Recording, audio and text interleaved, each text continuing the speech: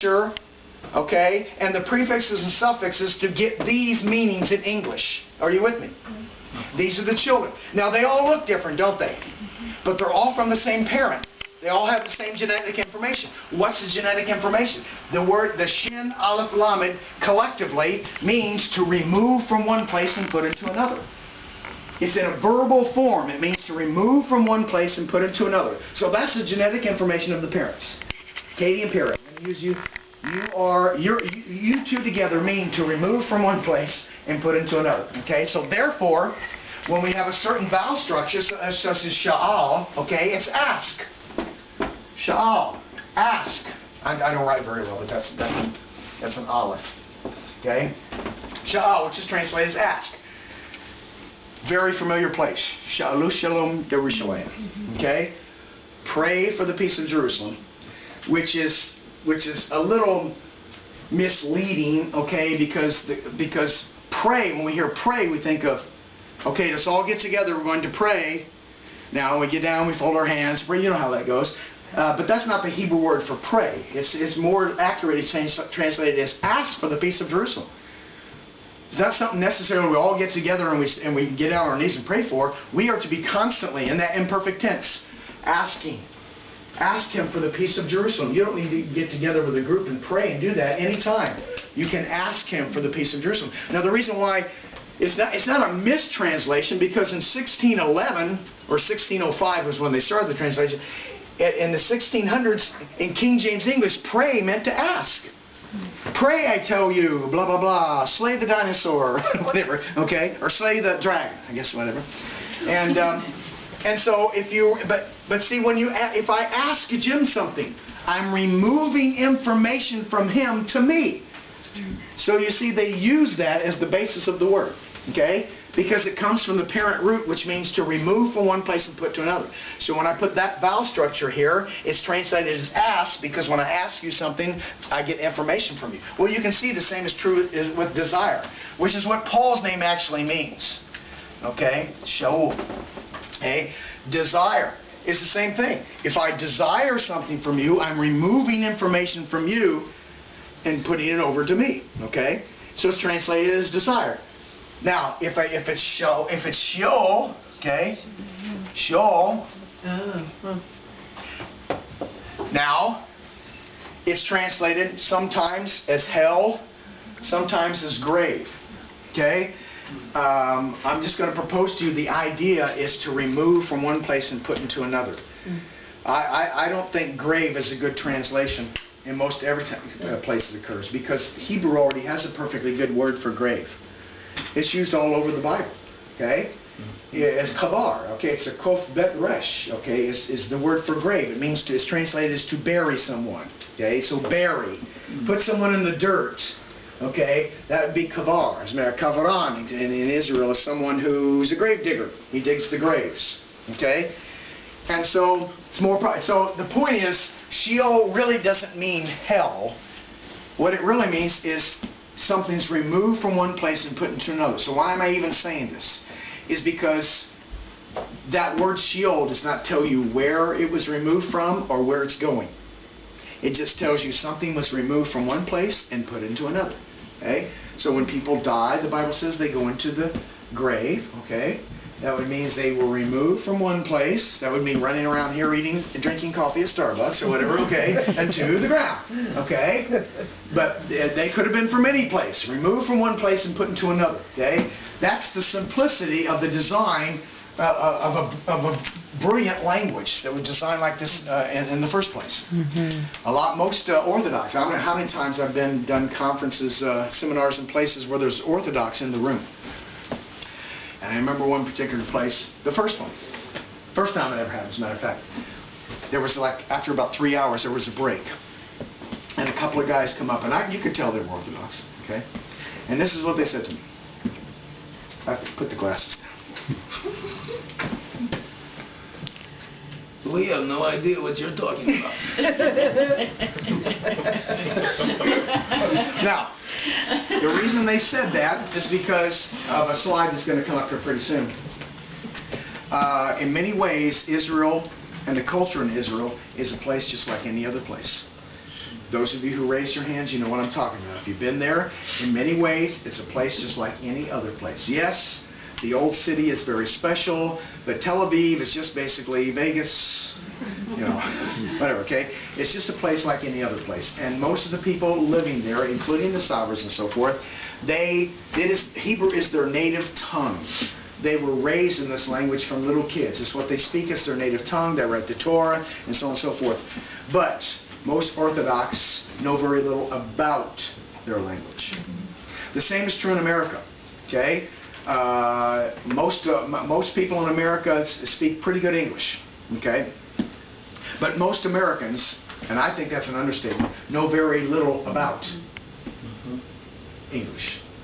They may have remembered some grammar when they were in high school and so forth, and probably forgot a lot of that. I bet you a lot of people in this room have forgot our P words, like, you know, prepositions and particles and pronouns and predicates and things like that. We've forgotten our P words, okay?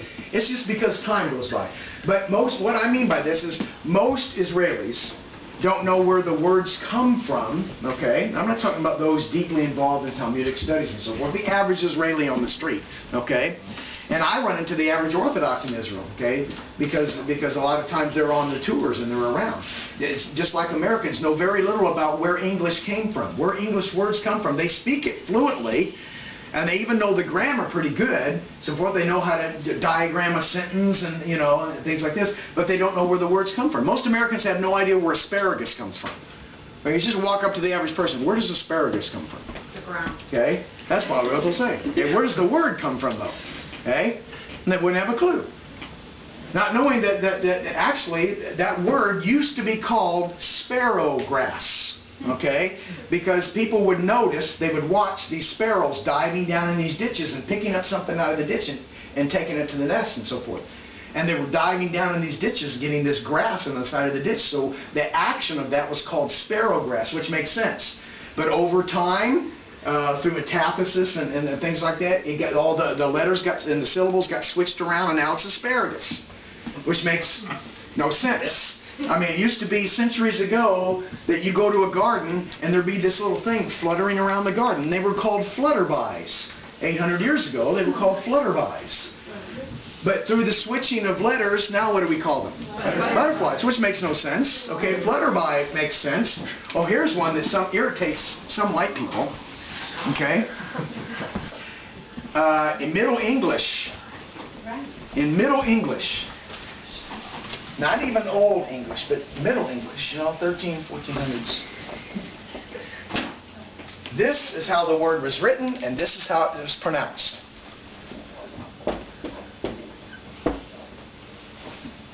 Really? Yeah. We switched it to this over time. So yeah. It's axe. So they. I asked you a question. Really? That's the way it used to be.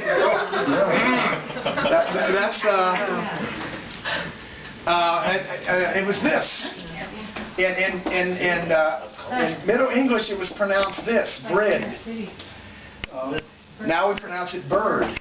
But it was bread. Okay? We could go on and on. Okay? But I hope you're seeing my point. Okay? A lot of English, even though we speak fluent English, we still don't know where a lot of these words come from. Like, why is scissors never in the singular? You know, even little silly things like that, okay? That people don't know why these happened or where they came from. Okay, I digress. But I don't know what are you going to do, fire me? I mean... Keep it. Can I ask another question? Yeah, yes. Why is there this anti-Paulism? Just to discredit. Why do they want to discredit? Okay, let me tell you why. Because they can't... First of all, let me say this. The people that are writing these things are very much pro-Torah. These aren't Christians. I mean, for centuries, Christians have all believed that Paul was against the Torah. Okay? So they don't have any problem with any of these statements. Okay? As far as the Torah is concerned. They would have a problem calling him the Antichrist. Okay? But this came as a result. I'm going to propose to you. Tell me what your name is again, huh? Sharon. Sharon, that's right. See, you were in between the two before or something. Something got messed up. Okay. All these other things came from this. This is what they couldn't deal with, Sharon. Anti-Torah passages. That's right. They could not deal with the things that Paul says in the book of Galatians. They couldn't deal with a lot of this popped up in what's called in Israel anti-missionaries. Anti-missionaries is a recent move, and I say recent since the mid-90s.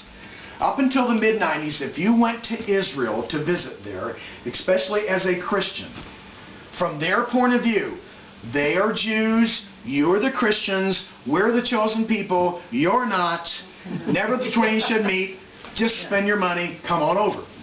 I mean, that was the reality of it, okay? And I'm not making that evil, okay? Tourism is a big part of their economy, of course, okay? And they understood, you are who you are, we're who we are, no problem. It was when people like us started coming over there, you know, and that would include Jews for Jesus, and those those organizations too that were trying to convert the Jews to Christianity. And then people like us came over there wanting to keep the Torah, okay, and they went nuts. And so they started developing. I remember when these were just cassettes passed around in the early 90s. They were from the Orthodox in Israel showing other Israelis. It started out just in Israel, but now it moved to America because there's a lot of Orthodox here in America. How to defend against these Christians and these Jews for Jesus and these Messianic people coming over there. And so they put out these and so they were bringing up these things that Paul says in the book of Galatians, Romans, and Colossians, and they weren't able to deal with them. And so their conclusion was, well, let's just take it out of there. Let's just find a way to discredit Paul altogether, and therefore prove that his epistles should not be in the canon. Okay? You ask great questions. Okay? I mean, sometimes I take things for granted, and I shouldn't do that. Okay? That may be something you're all thinking. Okay? That why are they doing this? Because they can't deal with the questions. Well, that's what I'm doing this for. Not that the whole world's been sitting around waiting for Brad to say something. Okay? But it's just based upon my MO, my modus operandi. I'm doing it my way, you know, taking it through the Hebrew and the culture, if you will. And so they started just coming up with an apologetic to remove everything out of it. Now, let's go on to some more of who is Paul. Paul comes from Tarsus. I know this is kind of a given to some of you, but let's go through the background just very quickly. Paul comes from Tarsus in Cilicia, which is what we would call southern Turkey today. Okay, the country of Turkey would be the southern part is where Cilicia was. As a matter of fact, it looks like this, because I think a picture is always worth 1,000 words. This is Jerusalem. Okay, this is Jerusalem. Okay, Judea, Samaria, uttermost parts of the earth. Okay, Acts chapter 1, verse 8. Which is one of the reasons why I believe I go to a whole lot of trouble in one of the series to give all the internal and external evidence of why I believe the New Testament was originally written in Hebrew. Okay, I believe in Hebrew primacy. Okay, because the reality is this: we do not have any original New Testament manuscripts in anybody's handwriting. We don't have any of those. The earliest one we have is 125 AD, and it's just a portion of Revelation, a couple other things called the Chester Beatty Papyrus. All the other documents come from the 2nd, 3rd, and 4th century. We do not have any original New Testament manuscripts. So, if we're in a court of law, that means we don't have a body. Donna, we don't have a murder weapon, and we don't have any eyewitnesses. So the only way we can convict is on circumstantial evidence. That's the only way you can convict in a court of law if you don't have those three things. I believe, as many others do, because of increasing evidence coming out of the land, that there's more circumstantial evidence of Hebrew than there is Aramaic primacy and Greek primacy and Latin primacy, because those are the four biggies. And I don't think it's a coincidence that, I'm going to stop and say this, because I can. Okay, anyway. Glad you guys got a sense of humor.